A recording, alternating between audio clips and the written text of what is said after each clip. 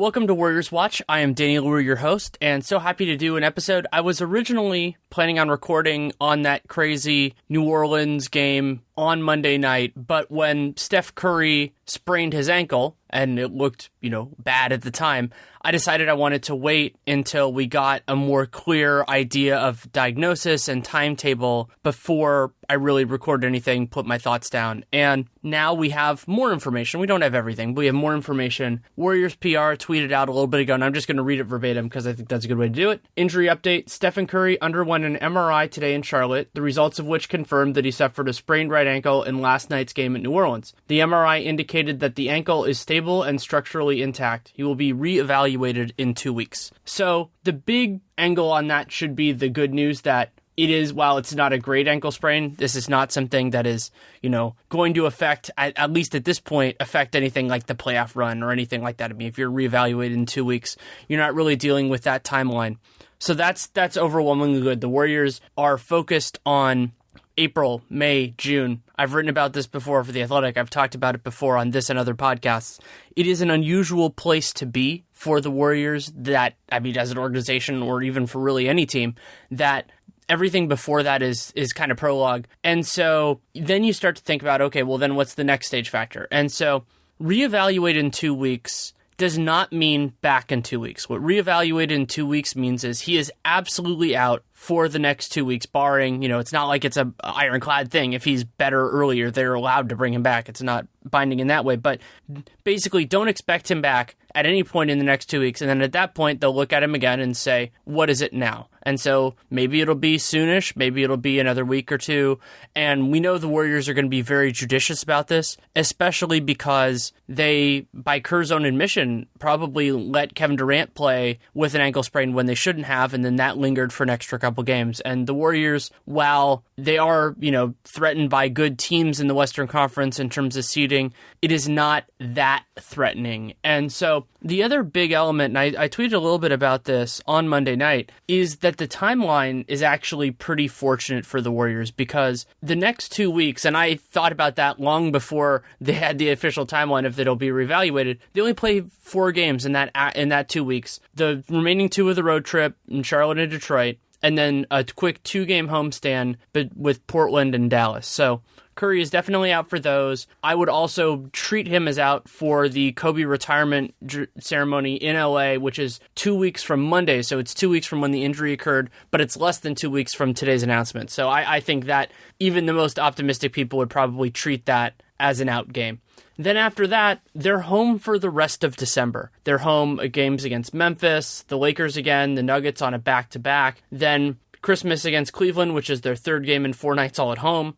And then they have another 3 and 4, Utah, Charlotte, Memphis, and then that's what leads into the new year. So my general assumption with these kind of things is when a guy is out for a period of time and then reevaluation, this is just a rough rule. It is by no means gospel.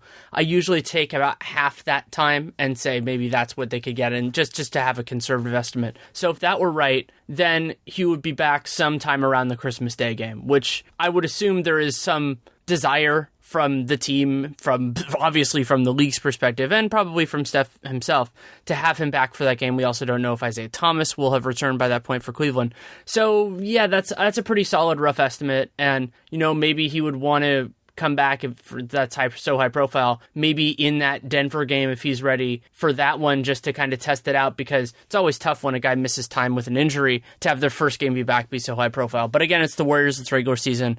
Nothing is that big for them. So like, oh no, if he's struggling in the Christmas Day game, the Warriors are sunk or anything silly like that. So it does impact the Warriors in a couple of big ways. Obviously, they have to get more offense and more shot creation for themselves and for other people by the remaining All-Stars and by the remaining players on the roster. I mean, that was something I've talked about before as a structural weakness of this team, with having Curry and Durant play so much together. Those guys do really well. but the team doesn't really have those other dynamic offensive players. I mean, they have guys like Nick Young that will take shots, but they're better if other people create them for him. Same thing with Klay Thompson, though Klay has gotten better to his credit. And it's not like those players are available on the scrap heap or that the Warriors could even really get anybody off the scrap heap because they still have 15 guys on roster, and it would take a lot more injuries for them to get a hardship exemption. And even then, I don't think they would in this specific case, unless the other things were way more severe. And of course, nobody wants that. So what they're probably going to be relying on is a patchwork quilt of Sean Livingston, Patrick McCaw, and then two-way player Quinn Cook. Quinn Cook played for Duke, actually was involved with the Pelicans last year, and this is exactly why I wanted a two-way player that was a point guard for that last spot, because they get 45 days up with the big squad before you have to make a decision on it. Cook is not essential for this team, but also that doesn't require a roster spot. So they can give him that time. I would say that the estimation should be that Quinn Cook will be a small part of the rotation unless he earns more minutes, but that he serves as a fallback, either for games when McCaw's not doing well, Livingston isn't right, or of course if those guys have scheduled rest or anything like that. And that's good to have. And I wouldn't worry too much about the 45 days. The other element of that is that if for whatever reason Cook does push on the 45 days with the NBA team, then if they didn't think he was the right fit, they can just get a different two-way player, as my understanding is, especially because Chris Boucher, the other two-way guy, is still recovering from an ACL tear. I can't remember exactly what the rules are in terms of how the days structure work, but I think that would be okay. That if it gets close, that's something I'll look up and write a piece on, but I don't expect it. And obviously, Livingston, McCaw, Cook are all very different players than Steph Curry. They can't pull up off the dribble in the same way that he can. They aren't as big of threats in transition, either with the ball in their hands or as an off-ball player as he is.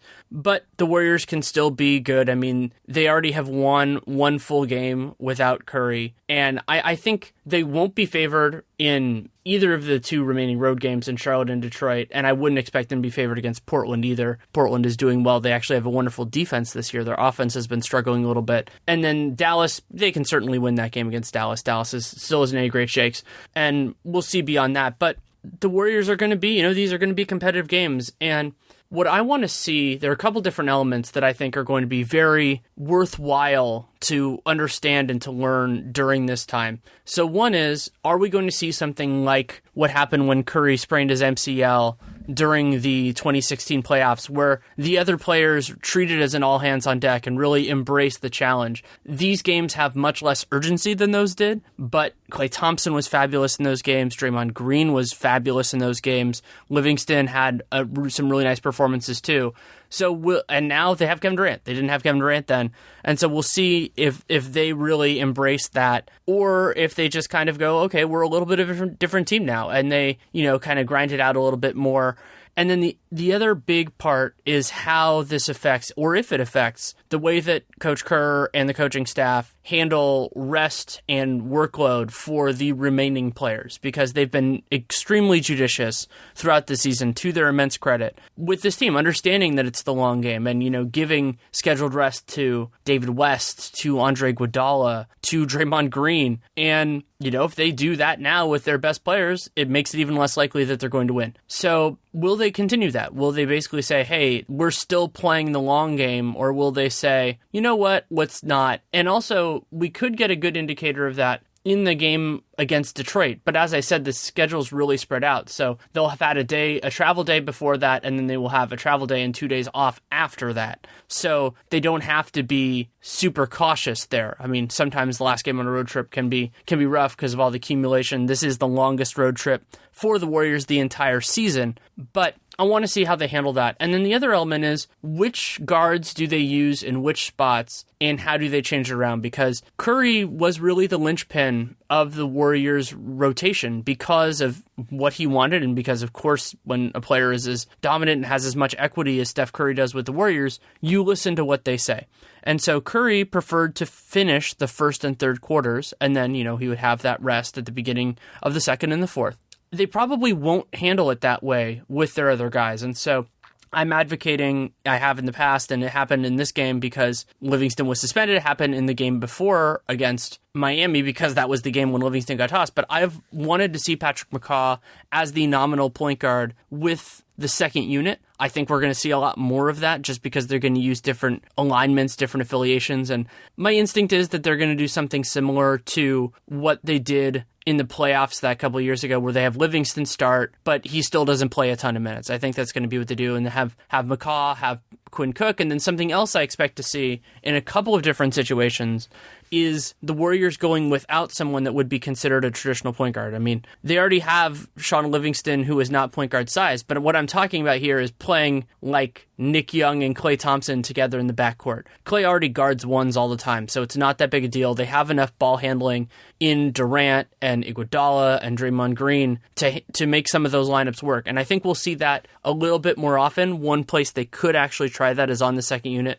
playing Young and Thompson together, especially because a lot of teams have their second unit point guard out there, so you're not really worried about Klay expending that much energy defensively. And if teams aren't playing their best, opponents aren't playing their best defensive talent, then that could give them an opportunity to get by offensively with some strong defense, and those two, Klay and Nick Young, largely hitting a lot of shots. So I want to see how all those elements get together. And the idea of, which is entirely different from the other times in recent history, because remember, Curry's ankle stuff was all before the Warriors were a contending team. If you want to read more about that, you can read it in my book. But the other injuries that the Warriors have had, in the significant ones, have really all come with the playoffs either on or bearing down. So Bogut's injuries in the playoffs, Curry's MCL sprain, Durant's MCL sprain, which came, we didn't know if it was going to run into the playoffs, and then Durant's subsequent injury in the playoffs. And so you have all those things. And so in all those circumstances, there was a greater sense of urgency because we were getting close to the finish line, whatever finish line that was. And this is different. This is a straight early/mid-season injury where the Warriors are well positioned. I mean, with everything else, they're 19-6 after the win against New Orleans. So they're well positioned to kind of get what they want. And the last thing, because I know people are going to ask about it, is, well, how does this affect where the Warriors are in terms of the standings? And it could end up mattering a little bit. I mean, so Houston has been on an absolute tear. They only lost one game in the month of November. That was to the Raptors in Houston. Pretty impressive win by Toronto, by the way. And they've been phenomenal since Chris Paul got back, because they've done some staggering with those two, and then when they play together, they've been gangbusters as well. So if the Rockets keep playing well, there's a serious chance if the Warriors drop an extra game or two or three during this time that it gets competitive, or that the Rockets get the number one seed. There are two reasons why I don't think that's a big deal. One is it's far from definite. I mean, the Rockets are another team that has dealt with injuries at various moments. I mean, Chris Paul was gone for a while. Harden has had stuff. And they are deep, but they're not necessarily deep in the ways that are really replaceable other than at center, because they have Nene and Tarek Black and Capella. So they can kind of mix and match a little bit there. So, if Houston is fully healthy and the Warriors are not fully healthy, then yeah, Houston can absolutely pass them. But then the bigger part is, I don't think the Warriors care that much about Houston or the other team that's a real contender here, Boston, getting home court on them, just because those teams aren't, they don't have the track record against the Warriors. They've done a good job defending Harden. I am a believer that the Rockets are the greatest threat to the Warriors. And of course, them having home court would make a series win more likely. It always does. There is a chance that Cleveland would. I think this is a worse Cleveland team than last year, but they are figuring it out a little bit, and they're getting Tristan Thompson back next week, getting Isaiah back at some point in the near future. I would say probably by the end of the month. And so, yeah, if that happens, if they, for the first time in 4 times, if it's Cavs Warriors 4, if Cleveland has home court, that's a little bit different. But I wouldn't expect that right now. Really what this does is it tightens up the margin. So moving forward, the odds could be about even. So the Warriors will have to play better than those teams when they're at full strength, or be healthier than those teams in order to have home court. And we know that's something that Kerr really does value, but they have balanced in the last couple of years the ability to do so without threatening the balance and the rest and all of that kind of stuff. And I would be shocked if that was any different this year. And we're not seeing that, 73-win team just going out and trying to annihilate everybody. That's not what this Warriors team has done this year. So I wouldn't expect to see that change just because they might drop an extra couple games while Steph Curry is out. And remember, this is not the Warriors team that just crushes everyone they should crush and just kind of works with that. They might have lost 1 or 2 of these games anyway. They have lost surprising games in the past, including that one against the Kings when Steph Curry and Kevin Durant both didn't play, and they lost that game to the Pistons, which some people would say they arguably should have won. So, you kind of work with it as it comes. But I would say overall, the main takeaway from this should be, without having seen any games, that it's good it wasn't worse. The Warriors are focused entirely on the playoffs, and unless there is some sort of recurrence or re-injury, doing that. And it should be encouraging because, to me, as somebody who has covered Steph Curry's career and who spent a long time, like all the other writers and presumably all the other fans about this, agonizing over Curry's ankles early in his career, is that what looked as bad as this one looked, if it's just a 2-week injury, or 2 weeks and then reevaluation, so let's say 3, then okay, if that's all it is, it's not anything catastrophic, it's structurally sound, then maybe some of those reputational elements with Curry that I've argued before have been outdated, maybe it's time to put a little bit of those fears by the wayside. And while ankle injuries are possible for everybody, heck, the Warriors' 2 best players have already had them this year, the idea that Curry's are particularly fragile, I think that idea can be thrown to the back of your mind. I wouldn't say it needs to be eliminated, but you can marginalize it a little bit. And then outside of that, I want to see what happens with these players, with this team. It's hard to call this adversity considering how good the Warriors are and that the fact that they're still better than just about everybody they're going to play and everybody they're going to play at least until Christmas. So it's adversity relative terms, but it's not compared to just teams that aren't good. So how they handle that, how Kerr and the coaching staff approaches rest, how they approach using the other guards on their roster, all of those things are going to be worth watching. And so now the Warriors become a lot more interesting for 2, 3, 4 weeks because we get to see what this team would be like without Steph Curry.